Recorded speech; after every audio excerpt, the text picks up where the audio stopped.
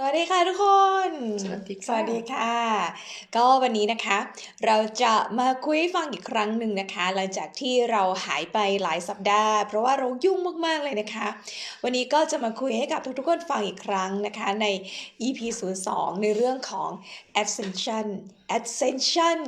การยกระดับของมนุษย์นะคุณไม่จำเป็นจะต้องเป็นผู้พิเศษใดๆเลยนะคะ แค่เราเปลี่ยนนิสัยบางอย่างในการกินแล้วก็เปลี่ยนนิสัยการใช้ชีวิตนะคะเปลี่ยนนิสัยบางอย่างในการกินและการใช้ชีวิตเท่านั้นเองนะคะมนุษย์อย่างเราก็สามารถยกระดับได้แล้วสวัสดีค่ะคนที่เข้ามาแล้วนะคะช่วยไลค์แล้วก็แชร์ให้ครูเกดด้วยนะคะไม่ว่าจะในทางช่องทาง Facebook หรือว่าในช่องทาง LINE นะคะก็วันนี้ก็ได้มาพบกับครู Katharina ของเราอีกครั้งหนึ่งนะคะหลังจากที่เรายุ่งไปหลายสัปดาห์ค่ะ so how about today Well, I'm very happy today. It's cool. Nice and cool. อากาศดีมากเลยนะที่เชียงรายนะคะ We have rain, so that's beautiful. Everything turned green again. สวัสดีนะคะสวัสดีค่ะติ๊กอินดีนะคะก็ช่วงนี้เชียงรายนะคะฝนตกนะไม่แน่ใจว่าตกทั่วประเทศหรือเปล่านะคะแล้วก็มาทำให้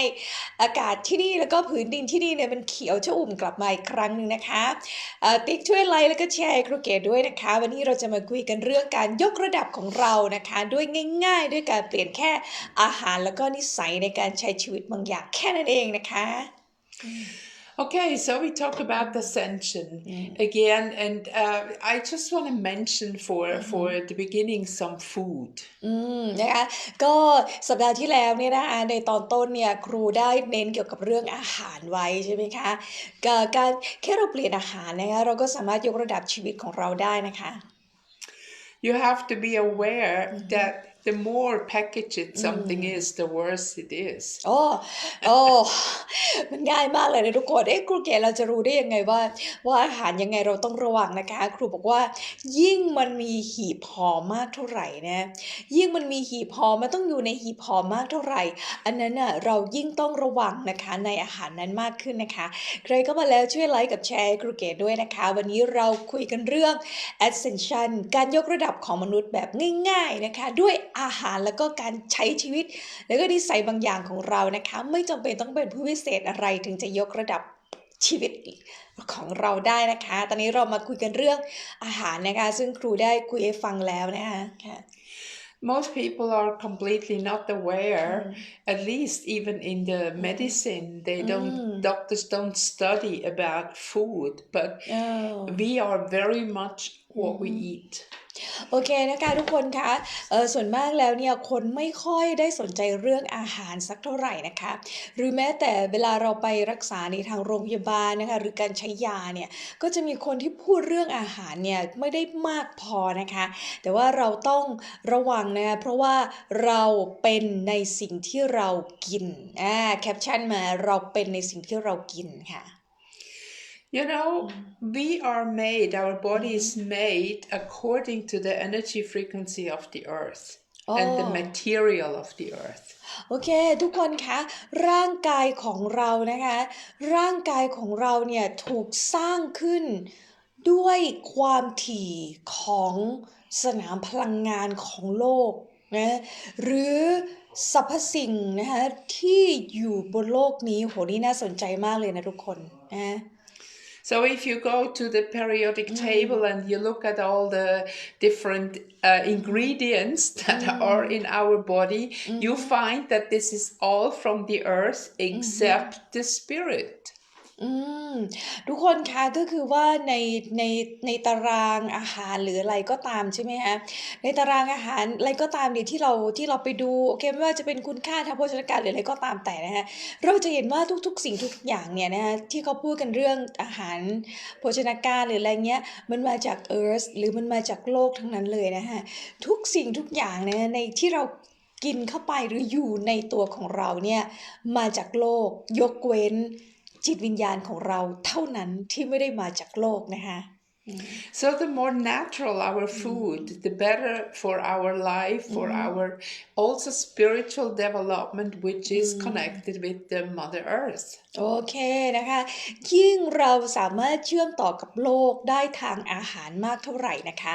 เราก็จะยิ่งสามารถยกระดับจิตวิญญาณของเรามากขึ้นเท่านั้นนะคะซึ่งพอเราสามารถผ่านจุดนี้ไปได้เนี่ยเราก็จะสามารถเชื่อมต่อได้กับ Mother Earth หรือว่าแม่พระธรณีแม่ของแผ่นดินหรือว่าแม่จริงๆของเราถูกไหมคะเพราะเราสร้างมาจากส่วนประกอบของโลกนะคะ We are all, our energies, everything is interconnected. And without the energy of the earth, we cannot exist. And opposite, the earth can exist without us. โอ้อันนี้ก็น่าสนใจมากเลยนะทุกคนเพราะว่าเรากับโลกเป็นสิ่งเดียวกันเราไม่สามารถมีชีวิตอยู่ได้หากเราขาดการเชื่อมต่อกับโลกและในขณะเดียวกันนะหรือพื้นแผ่นดินเนาะ Earth เนี่ยอาจจะเป็นพื้นแผ่นดินแล้วกันนะและในขณะเดียวกันเนี่ยพื้นแผ่นดินหรือว่าโลกนี้เนี่ยก็ไม่สามารถดำรงอยู่ได้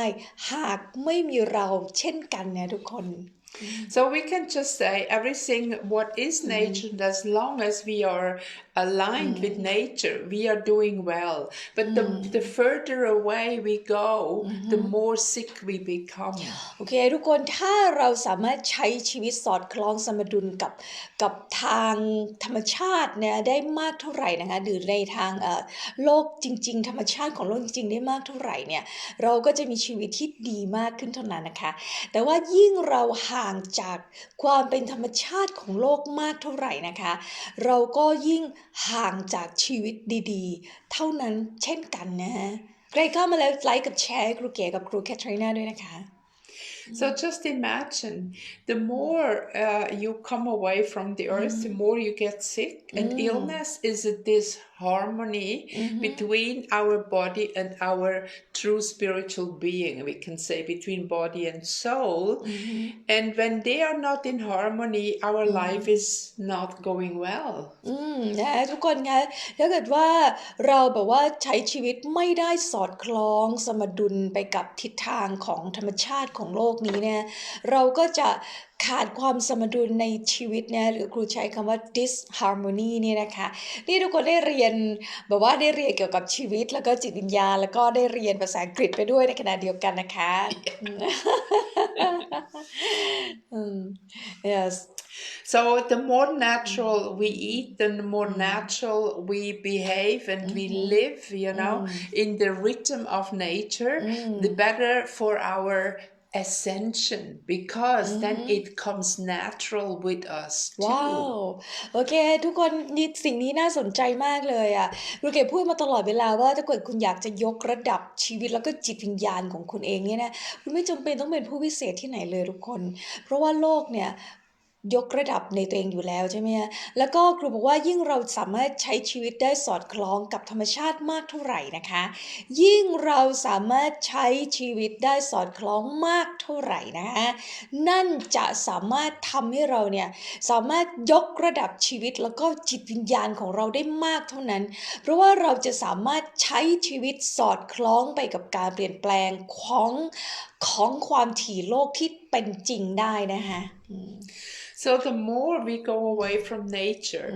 also the more our body has to work to digest, to integrate the food, and it needs more energy. เรื่องอาหารเนี่ยสำคัญมากๆเลยนะทุกคนเพราะว่าถ้าเกิดเราสามารถทานอาหารได้ใกล้เคียงกับธรรมชาตินะคะเราจะอยู่ได้อย่างสบายแล้วก็สุขภาพดีแต่ว่าถ้าเกิดเราอยู่อะไรนะห่างจากหรือกินอาหารที่ไกลจากธรรมชาติมากเท่าไหร่เนี่ยเราจะยิ่งต้องใช้พลังงานในการย่อยสลายอาหารมากขึ้นเท่านั้นนะแล้วก็มันจะยิ่งทำให้เราเนี่ยอยู่ห่างไกลจากธรรมชาตินะอยู่ห่างไกลจากความถี่ของธรรมชาติมากออกไปทุกทีนะคะอย่างนี้เราไม่สามารถยกระดับชีวิตแล้วก็จิตวิญญาณของเราได้เลยนะคะ So the more processed food is, the worse it is for our energy. This is usually why people are very tired after eating. ว้าวนะคะทุกคนคะยิ่งเป็นอาหารที่ผ่านกระบวนการมามากเท่าไหร่เนี่ยมันก็จะยิ่งทำลายพลังชีวิตของเรามากเท่านั้นนะครูบอกว่านี่จึงเป็นสาเหตุที่ทำไมหลายๆคนเนี่ยจึงรู้สึกเหนื่อยอ่อนนะเหนื่อยอ่อนมากขึ้นหลังจากการกินอาหารนะใครเป็นแบบนี้บ้างลองเขียนเข้ามานะคะ So the more you move back to more natural food, the less tired you are and the more like energy you get from food. นะคะถ้าทุกคนสามารถทานอาหารที่ใกล้เคียงกับธรรมชาติมากเท่าไหร่นะคะเราก็จะใช้พลังงานในการย่อยหรือต่างๆเนี่ยได้น้อยลงเท่านั้นแล้วเราจะไม่เหนื่อยเราจะไม่ล้าจากการกินอาหารนะแต่ว่าเราจะได้พลังงานจริงๆจากอาหารนะคะ And another fact is that most people eat way too much. อีกอย่างนึงนะทุกคนกินเยอะเกินไปก็ไม่ดีใครกินเยอะเกินไปบ้างในสารภาพ But food is also connected with money and everybody want to sell, which I understand, but if you really want to be light and we have the lamp and light the weight, you have become both, because if you want to be more close to the light, you have also to be weight wise less heavy. interesting วันนี้น่าสนใจมากเลยทุกคนครูบอกว่าอันดับแรกเนี่ยครูเข้าใจว่าโอเคมันมีโฆษณาเยอะแยะมากมายเพราะว่ามันก็ไปเกี่ยวกับเงินนั่นแหละเขาก็อยากจะขายอาหารให้เราเยอะๆใช่ไหมทุกคนยิ่งเขาขายให้เราได้เยอะเขาก็ได้ตังค์แล้วเขาก็รวยนะหรือบางทีเราเป็นคนขายใช่ไหมเราเป็นคนขายเนี่ยเราก็อยากขายของเราได้เยอะๆเนาะอันนี้ก็เป็นหนึ่งเหตุผลที่ทำให้เราเหนื่อยล้านะคะจากการที่กินอาหารมากเกินไปนะแล้วก็ภาษาอังกฤษอีกหนึ่งคำวันนี้นะครูพูดคำว่าแต่ถ้าหากเราต้องการ light หากเราต้องการ light มีสองความหมายนะคะ1 light ที่แปลว่าน้ำหนักเบาตัวเบาจริงๆนะ2ก็คือว่า light ที่แปลว่าได้พบกับแสงสว่างจริงๆเนี่ยมันเชื่อมโยงกันนะทุกคนอย่างน่าแปลกใจใครเข้ามาแล้วช่วยไลค์กับแชร์ให้ครูเกดด้วยนะคะไลฟ์นี้เราพูดเรื่องของ Ascension การยกระดับของมนุษย์เนี่ยผ่านอาหารและการเปลี่ยนนิสัยในการใช้ชีวิตของคุณนะตอนนี้เรากำลังพูดถึงเรื่องของlight ใช่ไหมการกินอาหารนะ light ถ้าคุณอยากจะ light ทั้งตัวเบาน้ำหนักเบาและ light ที่คุณได้พบกับแสงสว่างจริงๆ2อย่างนี้เชื่อมโยงกันนะแล้วมันไปเกี่ยวข้องกับอาหารถ้าคุณได้ทานอาหารที่ light ที่เบานะและใกล้กับธรรมชาติมากเท่าไหร่คุณจะได้สัมผัสทั้ง light ของน้ำหนักและ light ในชีวิตได้จริงๆนะทุกคนน่าสนใจมากเลยนะคะเขียนสรุปมากันด้วยนะคะค่ะ Yeah, because you want your energy for your life and not for 90% of your energy goes into digestion. How you waste your life away? โอเคครูบอกว่าเพราะว่าจริงๆเราต้องการอะไรเราต้องกินอาหารเพื่อ life energy นะเราต้องการอาหารเพื่อ life energy หรือว่าพลังงานชีวิตของเราแต่ว่าถ้าเกิดเรากินอาหารที่ไกลจากธรรมชาติหรือว่าเรากินอาหารที่มากเกินไปเท่าไหร่เนี่ยกลายเป็นว่าเราจะเอาพลังงานชีวิตของเราเนี่ยไปใช้กับการย่อยอาหารซะมากกว่ามันทำให้เราไม่สามารถเหลือ life energy หรือพลังงานชีวิตที่แท้จริงไว้กับตัวของเรานะคะน่าสนใจมากทุกคนไม่มีใครมาพูดเราฟังแบบนี้เลยนะโอเค So just this about the food. Be very careful what you choose to eat. Remember that becomes your body. And when there is, for example, a lot of poison and other things in your food, that's what you put into your body. ทุกคนคะอย่าลืมนะคะว่าอะไรก็ตามแต่ที่เรากินเข้าไปเนี่ยนะมันก็กลายเป็นร่างของเรานะคะมันกลายเป็นร่างของเราอยู่ในตัวเราและถ้าเกิดเรากินอาหารที่มีพิษนะมันก็พิษนั้นมันก็อยู่ในตัวของเรานะคะเดี๋ยวไปเปิดปิดประตูนิดนึงฝนตกทุกคนเสียงดังเดี๋ยวไปปิดประตูแป๊บนึงนะคุยกับครูไปก่อน Okay. So I think we are moving to another topic. What many people do not understand is that enlightenment, in fact, has nothing to do with religion. อีกอย่างหนึงนะคะทุกคนที่ครูอยากจะคุยให้กับทุกคนฟังนะว่า enlightenment นะ enlightenment เดี๋ยวจะแปลเป็นอะไรดีอ่ะการถ้าภาษาไทยเหมือนกับการอย่างรู้การตรัสรู้อะไรอย่างนี้ใช่ไหมหรือ enlighten เนี่ยแบบว่ารู้แจ้งรู้แจ้งอย่างนี้นะคะรู้แจ้งอย่างนี้นะก็ครูบอกว่ามันไม่ได้เกี่ยวข้องอะไรกับศาสนาเลยทุกคนมันไม่ได้เกี่ยวข้องอะไรกับการที่คุณจะต้องไปปฏิบัติอะไรทางศาสนานะคะมันคือเรื่องของจิตวิญญาณตรงๆนะซึ่งเรื่องของจิตวิญญาณไม่เกี่ยวข้องอะไรกับศาสนานะคะ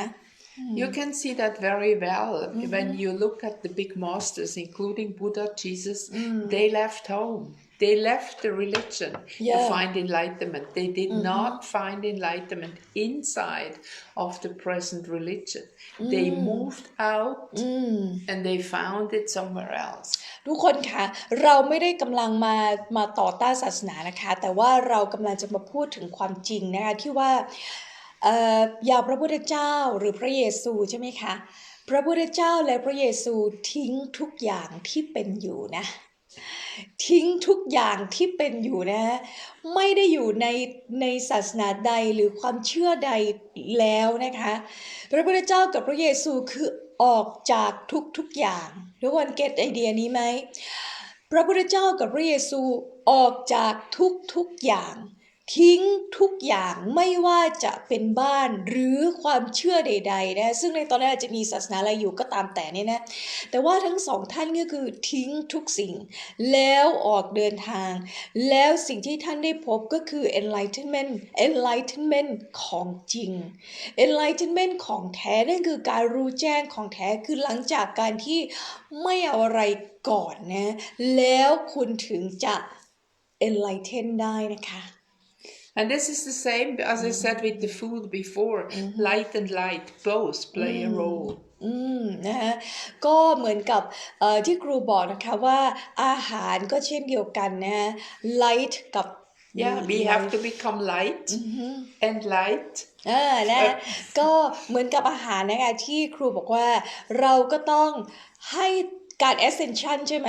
เรากำลังพูดเรื่องการยกระดับด้วยอาหารใช่ไหมคะซึ่งต้อง light ใช่ไหม1คือ light ด้วยน้ำหนักที่เบา2ก็คือเมื่อ light นะเมื่อสามารถกินอาหารได้ถูกต้องเราก็จะพบกับ light คือแสงสว่างใช่ไหมพี่ปุ้ยเราก็จะรู้แจ้งด้วยน้ำหนักที่เบาแล้วได้ค้นพบกับ light แสงสว่าง So as I said many times before, we are spiritual beings having a human experience. เพราะว่าครูก็พูดกับเรามาตลอดเลยนะคะว่าพวกเราทุกคนเนี่ยเป็นจิตวิญญาณศักดิ์สิทธิ์อยู่แล้วในตัวของเราเองนะคะที่เดินทางมายังโลกใบนี้เพื่อได้สัมผัสกับประสบการณ์ของการเป็นโลกมนุษย์การเป็นมนุษย์เท่านั้นนะคะ So enlightenment is already within us. เพราะฉะนั้น enlightenment การรู้แจ้งหรือการตรัสรู้หรือการอะไรก็ตามแต่เนี่ยนะการที่รู้จริงรู้แจ้งรู้แท้เนี่ยมันอยู่ในเราอยู่แล้วมันอยู่ในเราอยู่แล้วเพราะว่าทุกคนเป็น divine being ทุกคนเป็นจิตวิญญาณอันศักดิ์สิทธิ์ที่มาอยู่แล้วนะคะ So we come from the light and we went into the darkness with this body. So the more we approach the light again, the more we are enlightened. ว้าวไอเดียนี้ยอดเยี่ยมมากเลย Very ครูบอก easy. ว่าก็มันง่ายมาก It's easy for you ครูบอกว่ามันง่ายมากว่าใช่สิมันง่ายสำหรับครูแคทเธอรีนาเนี่ยมันอาจจะยากสำหรับเรา ก็คือว่าครูบอกว่าพวกเราทุกคนมาจาก light นะเราทุกคนมาจาก light คือแสงสว่างแล้วเราก็ลงมาสู่ความมืด darkness แล้วก็ลงมาจากแสงสว่างของเราลงมาสู่ความมืดใช่ไหมในท้องแม่เพื่อมาสัมผัสกับความเป็นมนุษย์ทีนี้เราก็ตกอยู่ในความมืดแล้วทีนี้เราจะต้องทำยังไงให้เราได้กลับไปเฮ้ยแล้วเรารู้อะไรมาใช่ไหมเราก็ต้อง ค่อยๆขยับตัวของเราเนี่ยจิตวิญญาณของเราเนี่ยให้ขึ้นไปใกล้กับไลท์ที่เราจากมาให้มากที่สุดเราก็จะค่อยๆคืนสติปัญญาหรือการรู้ของเราอยู่แล้วถูกไหมฮะ So now imagine we all came into this darkness for a very special purpose. แต่ว่านะคะทุกคนคะแล้วครูเก๋เรื่องทำไมเราต้องมาจากแสงสว่างมาสู่ความมืดด้วยวะก็เพราะว่าเรามาสู่ความมืดเนี่ยนะด้วยจุดประสงค์เฉพาะบางอย่างด้วยนะคะ So you have a reason to come here and you choose the reason. So you're not here by accident. มันไม่ได้มีใครที่มาอยู่บนโลกนี้โดยบังเอิญนะหรือว่าอุ๊ยบังเอิญมาเกิดอะไรอย่างนี้ได้ไม่ใช่นะไม่มีใครที่มาเกิดบนโลกนี้โดยบังเอิญนะคะทุกคนที่มาเกิดที่นี่เนี่ยล้วนมาด้วยเหตุผลทั้งสิ้น You wanted to be here in this very, very special time of ascension. เพราะว่าคุณเองต้องการมาอยู่ที่นี่ในเวลาที่พิเศษที่สุดในเวลานี้ก็คือเวลาที่มนุษย์จะยกระดับค่ะ Because once we came here, we came inside of a cycle. And it is like when you go in an airplane and you board in Bangkok and get off in Paris or whatever, you cannot just jump off the plane in between. You have to wait till you're in Paris. โอเคนะทุกคนนะครูบอกว่าทุกอย่างมันเป็นไซเคิลนะมันมีวงจรของมันอยู่นะคะที่จะต้องปฏิบัตินะคะอย่างเช่นตอนนี้เนี่ยเราอยู่ที่กรุงเทพนะแล้วเราอยากจะไปฝรั่งเศสจ้ะเราอยากไปฝรั่งเศสเราอยากไปปารีสอยู่ดีๆเราจะจัมป์กระโดดจากกรุงเทพปั๊บเข้าไปถึงฝรั่งเศสเลยไหมฮะเป็นไปไม่ได้เราก็ต้องใช้ชีวิตอยู่บนเครื่องบินเสียก่อนถูกไหมเราต้องจะไปฝรั่งเศสแล้วก็ต้องก้าวไปขึ้นเครื่องบินอยู่บนเครื่องบินกี่ชั่วโมงก็ว่าไปจนถึงปารีสแล้วเราถึงจะก้าวลงไปปารีสได้นะ So the same is when we came here. Some of you have many lifetimes and some have only a few, depending from where you came and with what purpose. โอ้ทุกคนคะบางคนนะอาจจะมาที่นี่อาจจะใช้ชีวิตมาแล้วหลายชีวิตนะหลายวงจรชีวิตนะบางคนนะบางวิญญาณอาจจะเพิ่งใช้ได้ไม่กี่ชีวิตนะคะซึ่งทุกคนก็ต้องใช้ชีวิตจนแต่ว่าทุกอย่างเนี่ยมันมีล้วนมีเหตุผลนะในการที่เรามีชีวิตแต่ละชีวิตทั้งสิ้นนะคะ So it is important that we learn that the moment where we are consciously is the right place to be. ทุกคนคะไม่ว่าตอนนี้เราจะอยู่ที่ไหนเป็นอย่างไรนะคะคุณขอให้ระลึกไว้ว่าคุณอยู่ในที่ที่ถูกต้องเสมอคุณอยู่ในเวลาที่ถูกต้องแล้วและอยู่ในที่ที่ถูกต้องแล้วสำหรับคุณเองนะคะใครเข้ามาแล้วช่วยไลค์กับแชร์ครูเก๋ออกไปเยอะๆด้วยนะคะ So nobody has time in a way that is wasted away because everything what you have experienced is afterwards is yours. It's your personal experience, not something you read or heard or whatever. That is what makes you. โอ้ชอบมากเลยทุกคนครูบอกว่าเพราะฉะนั้นนะคะไม่ว่าตอนนี้นะใครจะประสบกับชีวิตอย่างไรนะทุกคนจำไว้นะไม่ว่าตอนนี้ทุกคนจะอยู่ในสถานการณ์ของชีวิตหรือประสบกับชีวิตอย่างไรก็เพราะเราต้องเป็นแบบนี้เราต้องอยู่แบบนี้เพราะเราจำเป็นต้องเก็บประสบการณ์อันนี้ไว้ให้สำหรับตัวเราเองเพราะว่าประสบการณ์เหล่านี้เนี่ยมันไม่สามารถไปดึงได้จากใครอื่นเราจะต้องอยู่ในที่นั้นๆอยู่ตรงนี้เวลานี้เจอเรื่องนี้เพราะมันเป็นประสบการณ์ที่เราจำเป็นต้องเก็บเกี่ยวไว้เพื่ออนาคตข้างหน้าของเราด้วยตัวของเราเองค่ะ So just imagine your life, everything what happened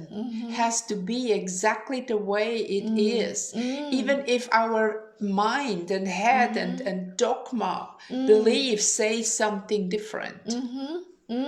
ทุกคนจำเอาไว้นะคะว่าทุกอย่างที่คุณกำลังเป็นอยู่ตอนนี้เนี่ยนะคะเพราะคุณจะต้องเป็นแบบนี้ ไม่ว่าความคิดของคุณจะปฏิเสธ ไม่ว่าคุณจะมีข้อขัดแย้งในใจ หรือไม่ว่าคนนั้นคนนี้บอกอย่างนั้นอย่างนี้ว่าเราต้องมารับกรรมต้องมาอะไรนั่นนี่โน่นอะไรงี้ใช่ไหมคะแต่จำไว้เลยนะคะขอให้คุณเปลี่ยนความเชื่อของคุณนะคะว่าคุณจะต้องเป็นแบบนี้เป็นแบบที่คุณเป็นอยู่ตอนนี้เนี่ยไม่มีอะไรผิดไปเลยแม้แต่น้อยนะฮะเพราะมันต้องเกิดขึ้นเพื่อให้เป็นประสบการณ์ของคุณเพื่อในวันข้างหน้าEverything what you have is a step forward on the ladder of your personal way to enlightenment. You have to forget everything what you learn and you have to trust that inner voice that talks to you and it talks to you all the time. All you have to do is listen. ทุกคนคะสิ่งที่ทุกคนกำลังประสบอยู่ในตอนนี้นะคะแล้วก็เป็นอยู่นะคะหรือเจออยู่ในตอนนี้เนี่ยมันสำคัญมากสำหรับการ enlighten ของเราทุกคนนะคะหรือการกลับสู่แสงสว่างแล้วก็รู้แจ้งรู้จริงของเราทุกคนนะคะไม่ว่าใครจะมาพูดอย่างไรก็ตามนะหรือคุณจะเคยมีความเชื่อหรืออย่างนั้นอย่างนี้หรืออะไรมาก็ตามนะครูบอกว่าขอให้พยายามตัดออกไปขอพยายามตัดเสียงของคนอื่นหรือความเชื่อที่คนอื่นมาพูดให้เราฟังออกไปสิ่งที่เราจะต้องทำก็คือฟังเสียงของเราเองเท่านั้นนะคะฟังเสียงที่อยู่ในใจของเราเองเท่านั้นนะคะนั่นคือของแท้และแน่นอนที่สุดสำหรับแต่ละชีวิตเราไม่พูดเหมารวมนะแต่ละชีวิตคุณจะมีเสียงที่คุณจะได้ยินของคุณเองนะคะ So we are all spies here in the darkness for the light. โอ้เราเป็น spy Yeah. เราเป็นสายสืบ คุณบอกว่าเราเป็น spy เราเป็นสายสืบของความมืดสำหรับแสงสว่างมันแปลว่าอะไรนะแล้วเราทุกคนเป็น spy ของความมืดเพื่อแสงสว่างนะคะ So we put on the costume of a dark entity in a physical body, but we have the knowing where we come from still within us. ไม่ว่าเราจะถูกปกคลุมคือแบบอย่างเงี้ยเราใส่เสื้อใส่ผ้าอะไรมันก็จะคือข้างในมันก็เลยปกปิดไว้ใช่ไหมมันก็เลยมันก็ดูมืดหรืออันนั้นอันนี้ที่เราใช้ชีวิตอยู่รอบตัวมันก็เลยทำให้ทุกอย่างมันดูมืดรอบตัวเราอย่างนี้ใครเป็นบ้างทำไมทุกสิ่งทุกอย่างรอบตัวฉันมันดูมืดไปหมดเลยแต่อย่าลืมว่าข้างในของคุณเนี่ยมันสว่างมากๆเลยนะข้างในของคุณที่แท้จริงเนี่ยนะคะทุกคนนะข้างในของคุณเนี่ยมันสว่างมากๆเลยนะคะเพราะว่าเราทุกคนมาจากแสงสว่างนะคะทุกคน We can blow up a system only from the inside. So all these light beings have come into that darkness of a species that want to destroy Earth, that want to destroy us. So we have come in as light beings to bring more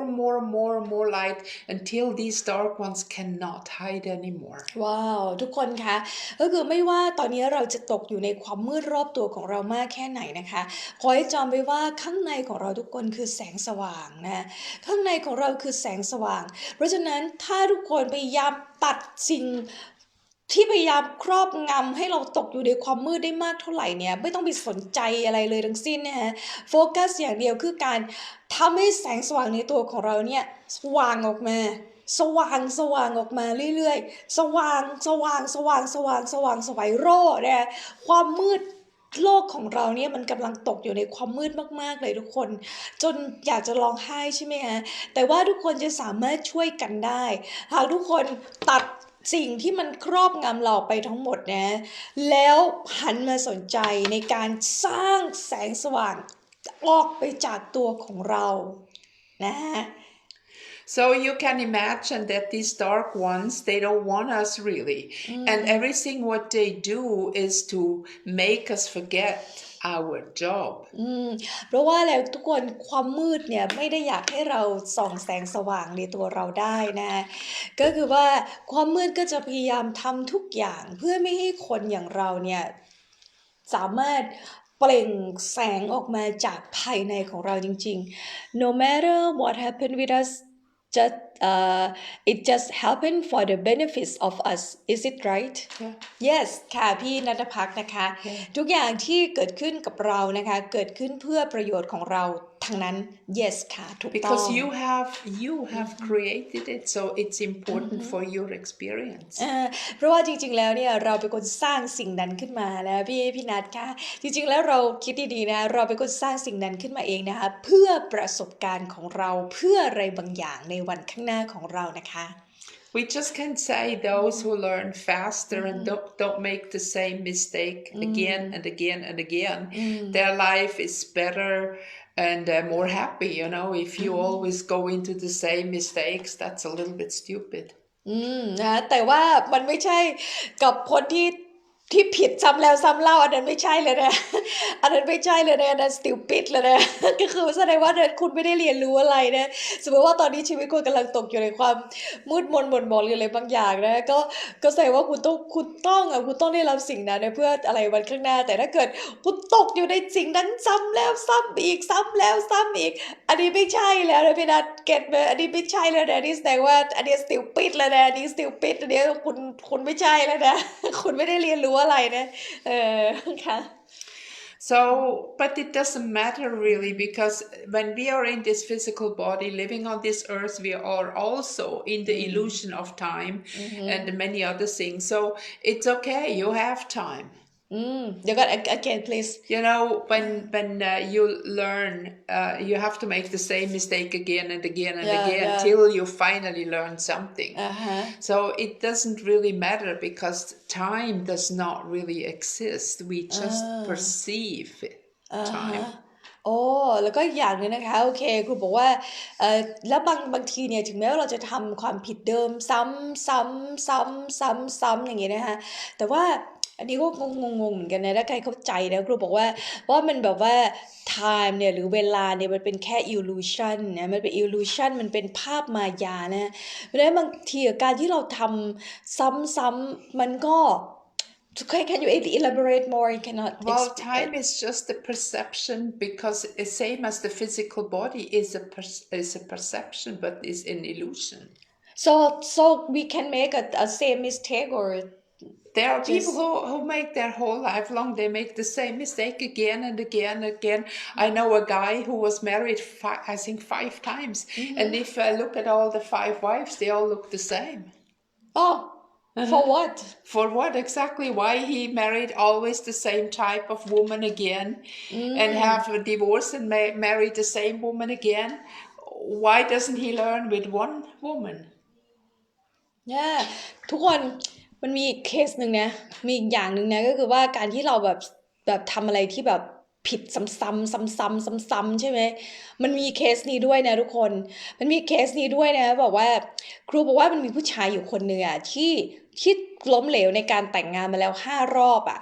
แล้วไอ้ผู้หญิง5 รอบนั้นน่ะที่แต่งอ่ะเหมือนกันหมดเลยนะเหมือนกันหมดเลยแล้วก็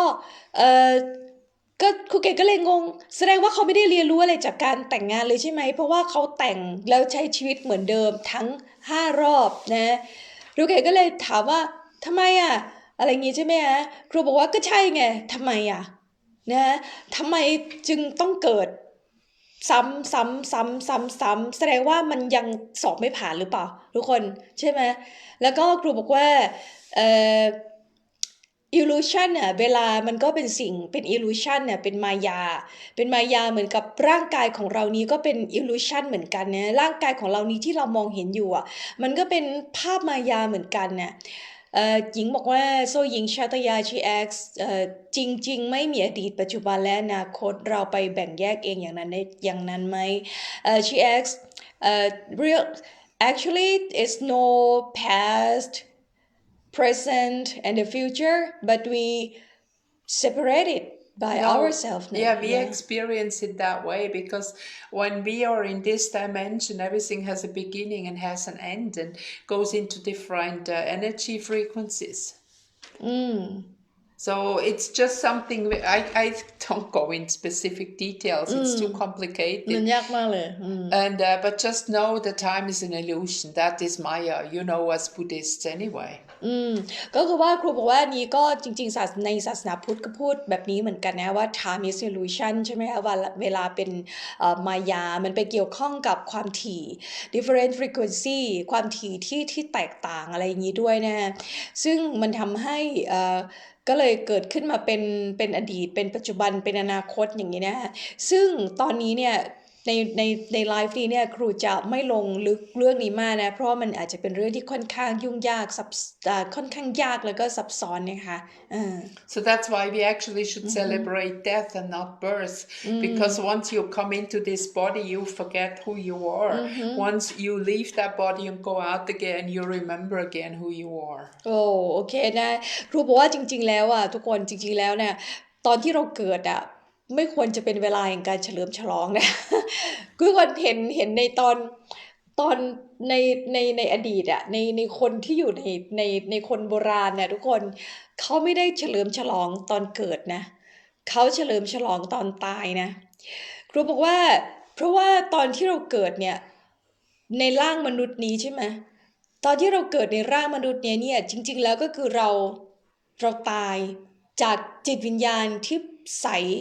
กระจ่างของเราจริงๆนะแล้วก็ลงมาอยู่ในความมืดใช่ไหมฮะแล้วก็เกิดออกมาแต่ว่าในตอนตายต่างหากที่ควรจะเฉลิมฉลองเพราะว่านั่นคือการกลับบ้านนะนั่นคือการ return the body นะนั่นคือการ return นำจิตวิญญาณของเราเนี่ยคืนกลับสู่สภาพที่แท้จริงของเรานะครูบอกว่าจริงๆแล้วเราควรจะเฉลิมฉลองแบบนี้ต่างหากนะเราจะเห็นได้ว่าคนโบราณเขาก็ทำแบบนี้นะคะทุกคน So now let's go back to our Earth life. So these who control in the moment the planet, they don't want all this light spies to change the system because then they lose the battle and they have to go. เดี๋ยวกันเอาใหม่สิ Again Hello, see good morning. Good morning Those who control us don't want us to know that we are light beings. คนที่พยายามที่จะควบคุมเราอยู่นะก็เพราะว่าเขารู้ไงว่าทุกคนเนี่ยเป็นสิ่งมีชีวิตที่มี light นะเขารู้ไงว่าทุกคนเนี่ยจริงๆแล้วทุกคนเนี่ยมีแสงสว่างแล้วก็เป็นแสงสว่างอยู่แล้วใช่ไหมฮะ So since they control the media, they control the school systems, the universities, they control everything. So you can imagine that information they feed us is all that we do not ascend.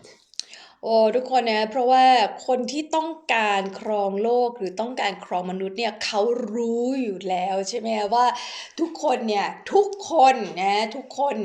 เป็นความศักดิ์สิทธิ์แล้วก็ทุกคนเป็นแสงสว่างอยู่แล้วนะเพราะฉะนั้นคนที่ต้องการครองโลกจึงไม่อยากให้พวกเราทุกคนเนี่ยสามารถแผ่แสงสว่างของเราได้นะเพราะฉะนั้นเขาจึงใช้ทุกอย่างที่จะมาฟีดข้อมูลให้เราเพื่อให้เราไม่รู้ตัวเองว่าตกลงเรายังไงกันแน่วะนะคะผ่านสื่อต่างๆหรือไม่จะเป็นข่าวหรือจะเป็น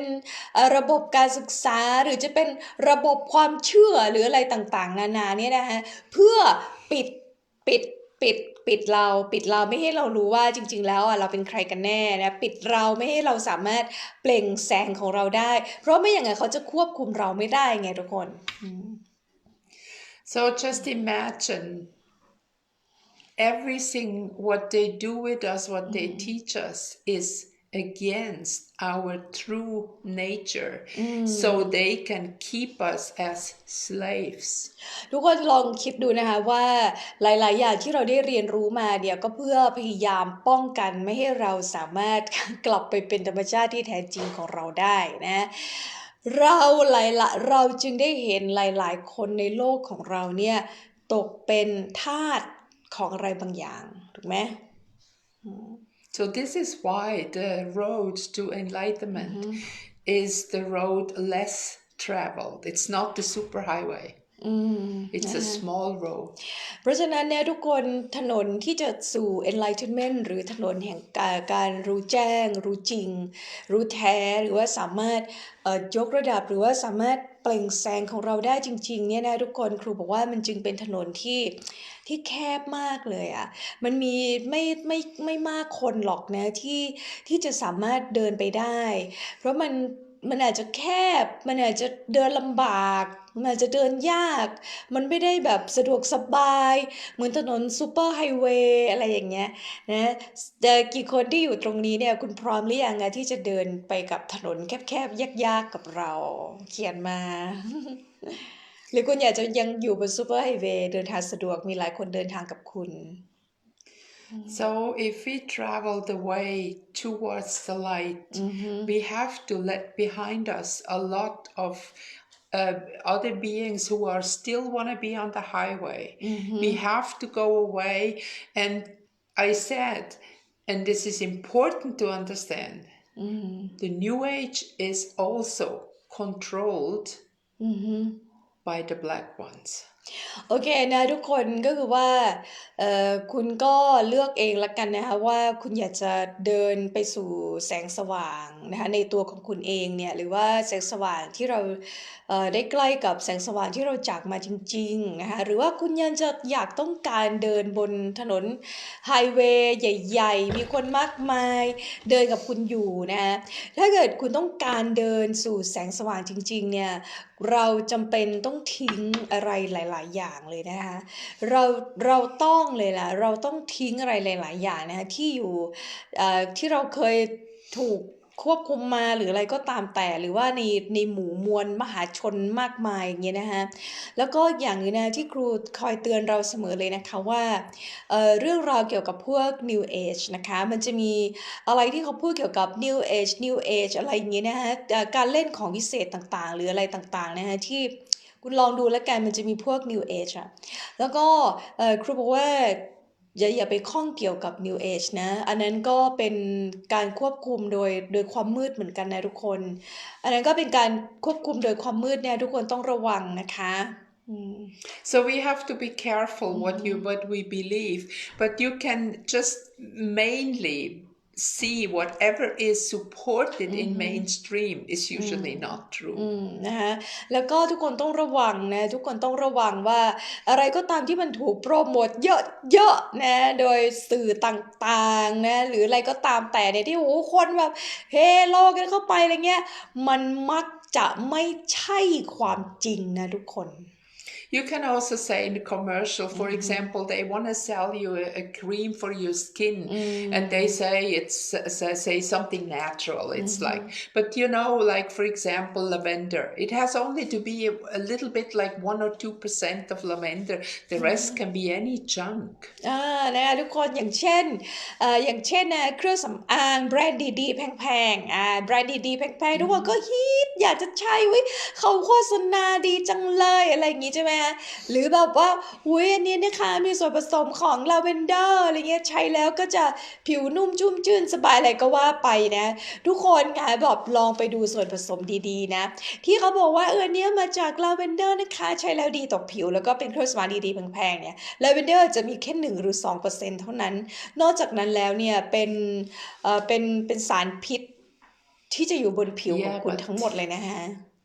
I mean, how do I see so-called organic or whatever stuff? And when I go and read the label, I find aluminium and things like this inside. This is not right. แล้วก็ถ้าใครนะคะที่สนใจในเรื่องเครื่องสำอางแบบออร์แกนิกนะคะคุณไปอ่านลาเบลดีๆคุณไปอ่านฉลากดีๆนะคะ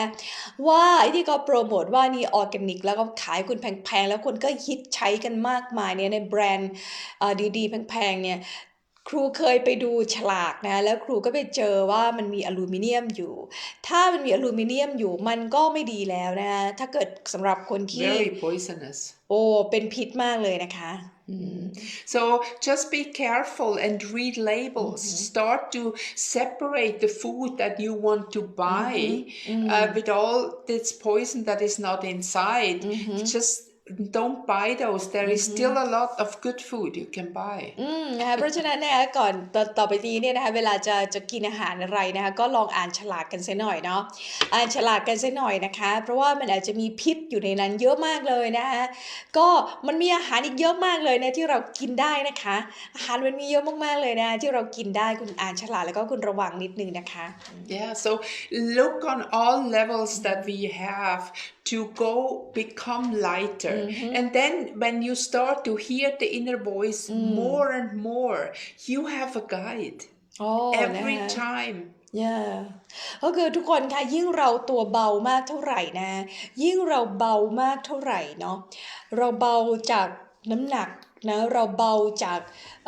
เราเบาขึ้นไปสู่ไลท์มากเท่าไหร่นะคะเราจะยิ่งได้ยินไกด์เราจะยิ่งได้ยินเสียงนำทางของเราเองได้มากขึ้นเท่านั้นนะคะ Actually, this morning I was sitting on my bed and still thinking something about the workers today. And I was a moment and thinking, and I had a very clear answer in my head. Bang, it was here, you know. I didn't even really ask. I had to laugh, but they answer immediately. นะคะถ้าเกิดสามารถทุกคนแบบสามารถทำให้ตัวเองเนี่ยตัวเบาใจเบาได้เท่าไหร่นะคะทุกคนจะได้รับคำตอบของตัวเองเสมอนะอย่างวันนี้เนี่ยครูบอกว่าวันนี้ครูมีความกังวลเรื่องคนที่จะมาทำงานเพราะว่าที่บ้านก็กำลังแบบเหมือนกับก่อสร้างอะไรบางอย่างใหม่อย่างเงี้ยก็มีความกังวลแต่ก็โอเคนิ่งๆสักแป๊บหนึ่งเพราะอยากอะไรอย่างเงี้ยนะปั๊บอุ๊ยมีคำตอบอะไรบางอย่างส่งมาให้ฉันได้เลยนะเพราะว่าครูก็จะระวังเรื่องอาหารอยู่แล้วนะคะ So this is the kind of life you live afterwards when you come into higher dimensions. Your body is more healthy. นะคะอันนี้นะคะจะเป็นชีวิตถ้าทุกคนสามารถยกระดับชีวิตของคุณเนี่ยออกเข้าไปสู่อีกมิติหนึ่งได้นะคะคุณก็จะรู้สึกถึงว่าอะไรนะ The physical body is more healthy. หนึ่งนะคะร่างกาย physical body เนี่ยร่างกายเนื้อของเราเนี่ยก็จะมีสุขภาพดีขึ้น Your head is much more clear. สองสมองของเราเนี่ยความคิดของเราก็จะเคลียร์ชัดเจนขึ้น And you're not so much stuck in emotions anymore. สามเราจะไม่ติดในกับดักของอารมณ์ให้มากแล้วนะคะ You still feel the emotion, but you are not thrown around by it. นะแต่ไม่ได้หมายความว่าคุณจะไม่มีอารมณ์อะไรอีกเลยนะคุณก็ยังโอเคยังเป็นมนุษย์อยู่มันก็มีอารมณ์นั่นนี่โน้นอยู่นะคะแต่ว่าเราจะไม่ถูกอารมณ์ของเราเนี่ยเหวี่ยงเราไปมาทุกคน And then once you are more clear and you can think more logical also, you can see the situation that is in the world, if this is true or how much do they lie to you. Because just a little bit logic tells you the truth. นะคะพอทุกคนสามารถเคลียร์ตัวเองได้ชัดแบบนี้เนี่ยนะทุกคนก็จะสามารถมีลอจิกที่ดีขึ้นนะหรือมีการคิดหรือมีตรรกะในการคิดที่ดีขึ้นเนี่ยมากพอที่จะมองเห็นว่าตกลงไอ้เรื่องราวที่มันเกิดขึ้นในโลกในตอนนี้เนี่ยความจริงมันคืออะไรกันแน่นะความจริงมันคืออะไรกันแน่จริงๆมันไม่ต้องใช้การทำความเข้าใจให้ยากอะไรมากไปกว่านั้นเลยนะมันต้องการแค่ตรรกะที่ดีที่เคลียร์ที่ชัดเจนก็รู้แล้วอะว่าตกลงมันคืออะไรกันแน่หรือความจริงมันคืออะไรกันแน่อย่างเงี้ยนะฮะ For example, if you have done homework, then you can compare that a virus is like the tip of a needle, you know, just very, and the mask, the fabric, the hole in the fabric is about that big. And the virus is so small, you couldn't even see it beside that. So what does it help? Nothing. ครูบอกว่าคือสิ่งที่ครูไม่ชอบเลยคือเรื่องการใส่แมส Be careful how you say that. โอเคใส่เนี่ยครูบอกว่าบอกทุกคนมันคือครูไม่ชอบเลยเพราะว่าแล้วครูคิดว่ามันไม่ค่อยสมเหตุสมผลเท่าไหร่อ่ะเพราะว่า ไวรัสจริงๆเนี่ยมันเล็กนิดเดียวเท่าหัวเข็มหรืออะไรอย่างนี้นะแต่ว่า Yeah, about like this. มันเล็กนิดเดียวใช่ไหมไวรัส No, this is the mask, the fabric of the mask. Compared to the virus, what is like so small, a hole in the mask in the fabric is about this size. That means it does not hold any นะทุกคน thing back. แต่ว่าไอ้รูที่มันอยู่ในแมสอะรูในที่เราใส่อยู่อะมันกว้างอย่างเงี้ยทุกคนมันกว้างอย่างเงี้ยแล้วไอ้ตัวไวรัสจริงๆอะมันนิดเดียวทุกคนถามว่าแต่จริง They go in and out รู like nothing. ทั้งหมดเนี่ยที่มันโผล่ออกมาเนี่ยตกลงมันช่วยอะไรได้ไหมอะ But also, this kind of things, they don't fly in the air. So respiratory mask for something like that don't help. Simple. It just แล้ว doesn't work. ก็เชื้อมันไม่ได้ล่องลอยอยู่ในอากาศนะเชื้อมันไม่ได้ล่องลอยอยู่ในอากาศเพราะฉะนั้นไอ้ที่เราใส่แบบว่าเพื่อป้องกันอากาศหรืออะไรเงี้ยมันก็ช่วยไม่ได้อะค่ะ It just gives you not enough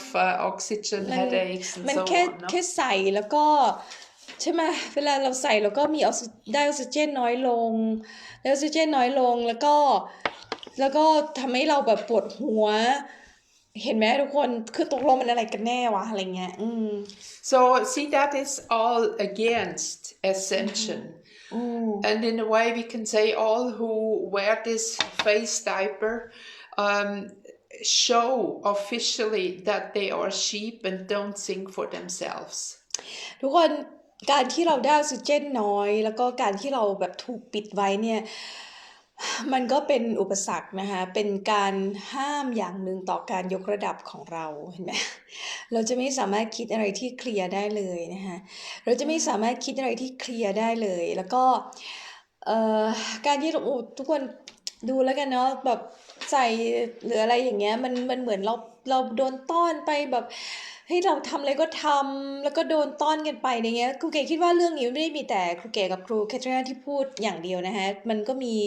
อีกหลายๆคนที่ศึกษาแบบในด้านทางเลือกแบบเราในธรรมชาติบำบัดเนี่ยไม่ได้เรียกทางเลือกอะธรรมชาติแบบเรานะคะแล้วก็ศึกษาในด้านนี้จริงๆเนี่ยก็มีหลายคนที่ออกมาพูดนะทุกคนแต่ว่าเราเหมือนเราเกรงใจคนหมู่มากหรืออะไรอย่างนี้เนาะหรือเรากลัวผิดหรืออะไรอย่างเงี้ยแต่ว่าสิ่งนี้เนี่ยมันทำให้เราไม่สามารถยกระดับแล้วก็สามารถคิดอะไรได้ชัดเจนเลยเพราะเราไม่มีออกซิเจนไงใช่ไหมสมองของเราไม่สามารถคิดอะไรได้เคลียร์เลยอ่ะSo we are the light sparks here to tell the truth, even if the truth is not very comfortable to listen to. นะคะก็คือว่าเราทุกคนเนี่ยนะคะใครที่ฟังอยู่ตอนนี้เนี่ยเราเชื่อว่าคุณคือเกล็ดของไฟแล้วล่ะคุณคือเกล็ดหรือสะเก็ดของแสงสว่างแล้วล่ะนะคะซึ่งเราก็จำเป็นที่จะต้องพูดความจริงนะถึงแม้ว่าการพูดในความจริงเนี่ยบางครั้งมันไม่ได้สะดวกสบายใจนักที่จะพูดนะแต่ว่ามันก็ต้องพูดSo our ascension is connected with our life purpose.